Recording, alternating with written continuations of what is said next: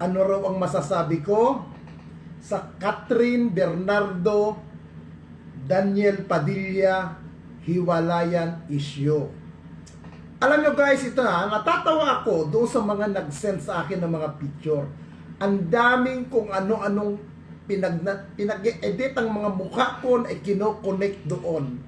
Unang-una ako naman yung natutuwa. Bakit? Abay, malay ko bang kagandahan ako? Ang ganda-ganda ko pala.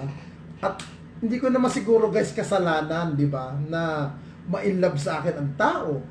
Di ba? Ma-inlove sa akin si Daniel. Ako, hindi ko naman ini-expect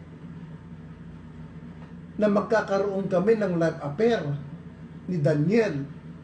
Ako, ilang Daniel lang naging karelasyon ko. Halos lahat ng mga Daniel na pangalan, totoo lang mga manloloko yan. Wala akong tiwala sa mga Daniel pagdating sa relasyon.